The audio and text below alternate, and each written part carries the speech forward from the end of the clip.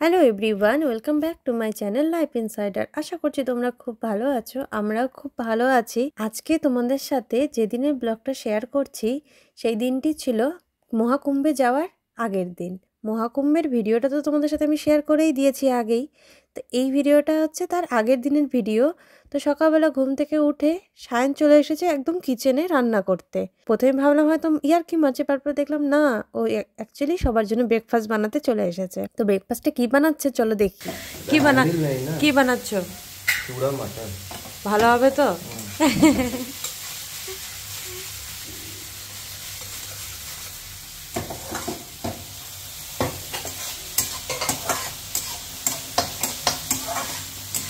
ছিটাচ্ছ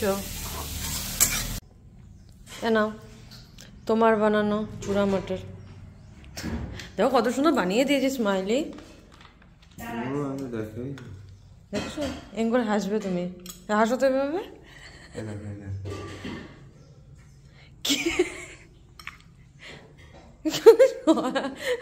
খুব বাজে তুমি।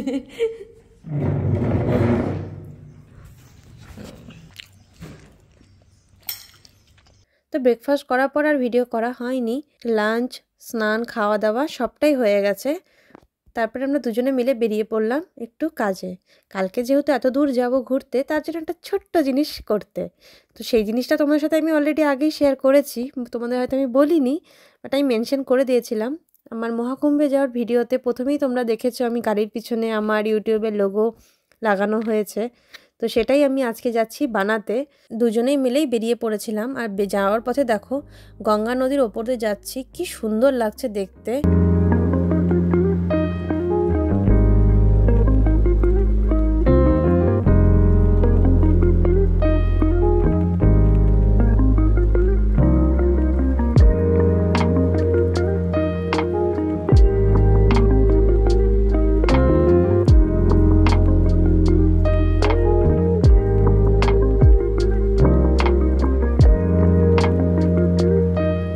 সুন্দর ভিউ এনজয় করতে করতে পৌঁছেও গেলাম দোকানে।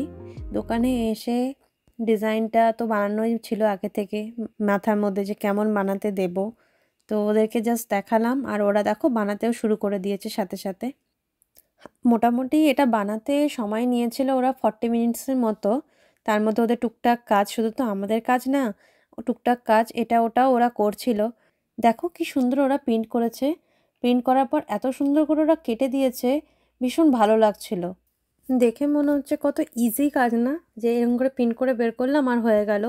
বাট কত নিখুঁত কাজ। ওই কাজটা যদি আমি সামনে থেকে না দেখতাম আমি হয়তো বুঝতেই পারতাম না এইটুক কাজ করতে এত মাথা লাগাতে হয়।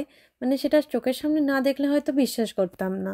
তো প্রিন্ট আউট করে আমরা গাড়িতে লাগিয়ে নিয়েছিলাম। সেই ফুটেজটা আর তোমাদের সাথে শেয়ার করা হয়নি। লাগানোর পর গাড়িতে ঠিক এই রকম লাগছিল দেখতে। তো তারপরে আমরা চলে এসেছিলাম কাশি চাট ভান্ডারে চাট খেতে।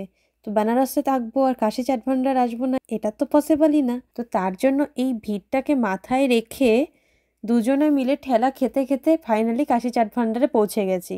ভিড়টা জাস্ট দেখো, কি প্রচণ্ড পরিমাণে ভিড়। কুম্ভের স্নান চলছে আর বেনারস কি পরিমাণে ভিড় হয়েছে তোমরা সবাই জানো। চাট ভান্ডারে এসেই ফার্স্টে আমরা অর্ডার দিয়ে দিয়েছি আমাদের দুজনের জন্য চাট। তো সায়ন্ত অর্ডার দিয়েছে টমেটো চাট আর আমি অর্ডার দিয়েছিলাম আমার জন্য মিক্স চাট। এই যে দেখো পুরো চাটের মেনুটা কি কি রয়েছে আর তার সাথে তাদের দাম কত রয়েছে সবটা এখানে লেখা আছে দেখো। তো খাওয়ার অর্ডার দেওয়ার কিছুক্ষণের মধ্যে ওরা দিয়ে দিয়েছিল। ভীষণই টেস্টি ছিল খেতে, দুটো চাটই খুব সুন্দর ছিল। কিন্তু ইউনিক টেস্ট যেটা বলে না, যে এত ফেমাস দোকান ইউনিক একটা টেস্ট থাকবে, টমেটোর চাটে ছিল। কারণ মিক্স চাটটা আমি বাকি আরও জায়গায় চাট খেয়েছি, সব জায়গাতে সেম সেমই লাগছিল।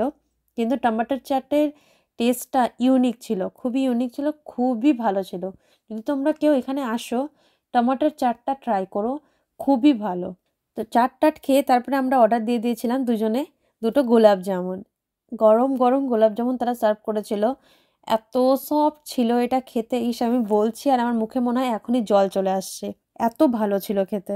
বাস খাওয়া দাওয়া করে তারপরে বাড়ির উদ্দেশ্যে রওনা দিয়ে দিলাম। বাড়ি যাওয়ার পথে নমঘাটটার ওপর দিয়ে যাচ্ছিলাম। তো রাত্রেবেলা নমঘাটটা দেখছি কি সুন্দর লাগছে দেখতে। এখনো আমার নমঘাটে আসা হয়নি। তো দেখো রাত্রেবেলা সিনটা এত সুন্দর লাগছে রাত্রেবেলা দেখতে। চারিদিকে লাইট জ্বলছে নমঘাটে আর জলের মধ্যে বোট চলছে। এত ভালো লাগছে গঙ্গা নদীর ওপরে, এত সুন্দর লাগে এই বোটের দৃশ্যগুলো দেখতে, ভীষণই ভালো লাগে। এখন যে ভিডিওটা তোমরা দেখছো এই ভিডিওটা ছিল আমার মহাকুম্ভের পরের দিনের ভিডিও। সন্ধ্যাবেলা সায়ন বলল চলো ফিরে যাওয়ার দিন তো চলেই এসছে, তো চলো আজকে গিয়ে তোমাকে আরেকটু কিছু খাইয়ে নিয়ে আসি। শুধু খাওয়ার জন্য বেরোয়নি, তবে একটু কাজেও বেরিয়েছি, কারণ কালকে তো সরস্বতী পুজো। তো সরস্বতী পুজোরও জিনিসপত্র কেনার ছিল। তো আমরা বললাম তাহলে বেরোচ্ছি, টুকটাক সরস্বতী পুজোর জিনিসও কিনে নিয়ে আসবো, আর আমার একটু ঘোরা হয়ে যাবে আর খাওয়াও হয়ে যাবে। তো ফার্স্টেই চলে এসেছিলাম কেশব তাম্বুল ভাণ্ডার। এই দোকানটা সম্পর্কে তোমরা অনেকেই পরিচিত রয়েছো। এই দোকানটাতে আমাদের প্রধানমন্ত্রী মোদিজি এসে পান খেয়েছিলেন। তো সায়ন্ত আমাকে এই দোকানটাতে নিয়ে এসেছে। এটা আমাদের বাড়ির ঠিক কাছেই ছিল দোকানটা। তো এই দোকানটাতে এসে আমি তো জাস্ট অবাক মোদিজির ছবি দেখে, যে উনি এখান থেকে পান খেয়েছেন। তো এখানে এসে ফার্স্টে আমরা আমাদের জন্য গুলকান্ত পান অর্ডার দিয়ে দিয়েছিলাম। পান পাতার কালারটা দেখো একদম সাদা। আমাদের ওখানে নর্মালি যে পানটা আমরা খাই ওটা একদম গ্রিন কালারের হয়, মানে পুরো সবুজ। আর এই পানের কালারটা দেখো একদম হালকা। আর এই পাশে যে আঙ্কেল যেটা রয়েছে দেখো, আমি অ্যারো চিহ্ন দিয়ে দেখিয়ে দিচ্ছি, আমাদের মোদিজিকে পান খাইয়েছিলেন। জিনিসটা বেশ ভালো লাগছিল যে উনি আমাদের জন্য পান বানাচ্ছে, যেখানে আমাদের প্রধানমন্ত্রী এসে পান খেয়েছে সেই দোকানে এসে আমরাও পান খেতে পারছি। তা এই ছিল পানের রেটটা, আমি তোমাদের সাথে শেয়ার করে দিচ্ছি। প্রচুর রকমের পান ছিল। দেখো পান আমার হাতে চলে এসে পাতার মধ্যে তারা সার্ভ করেছিল। পানটা দেখতে তো খুবই কিউট ছিল, খেতে তার চেয়ে বেশি অনেক বেশি কিউট ছিল। মানে মুখে জাস্ট দিয়েছি, সেকেন্ডের মধ্যে মেল্ট হয়ে গেছে। এত টেস্টি ছিল, এত টেস্টি ছিল, ভালো লাগছিল, মনে হচ্ছে কি খেলাম, জাস্ট ক্রিমের মতো মুখে মেল্ট হয়ে গেল, ভীষণ ভালো লাগছিল। তো পান খেয়ে তারপরে চলে এসেছি পেহেলবান লস্যি খেতে। তো পেহেলবান লস্যি এখানে লস্যি খেতে আসিনি, তবে খেতে এসেছি মালাইও। মালাইওটা হচ্ছে পুরো কেসারে দুধ দিয়ে বানানো হয়। নর্মালি ঠান্ডার টাইমে এটা বেশি ভালো পাওয়া যায়। তো পুরো কেসারে দুধটাকে দিয়ে এটা কিভাবে যে বানায় আমি জানি না, বাট ভীষণই বলে ভালো খেতে। তো এটা আমার ফার্স্ট টাইম আমি ট্রাই করব। জাস্ট দেখো মালাইয়ের ওপরে পুরো ড্রাই ফ্রুটস ছিটিয়ে দিল। তারপরে দেখো আমার হাতে চলে আসলো মালাইও। তো ফার্স্টে যখন আমি টেস্ট করলাম আমি বুঝতে পারিনি যে এটা টেস্ট ঠিক কার মতো। মানে ক্রিমও বলবো না, মানে মুখের মধ্যে কিছু দিচ্ছি ফেনা ফেনা টাইপের, সেটা মুখে গিয়ে একদম মেল্ট হয়ে যাচ্ছে। এত ভালো ছিল এটা খেতে, বারবার মুখে দিচ্ছি আর গলে যাচ্ছে, মানে মুখে আমার কিছু ইউজই করতে হচ্ছে না।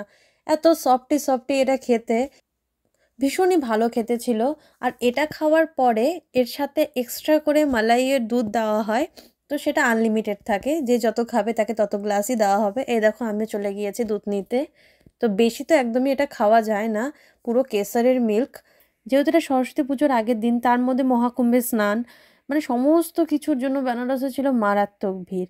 তার মধ্যেও যে আমি ধাক্কা টাক্কা দিয়ে এদিক ওদিক করে দাঁড়িয়ে খেতে পেরেছি, এটা সত্যি, এটা অনেক বেশি ভালো লাগছে।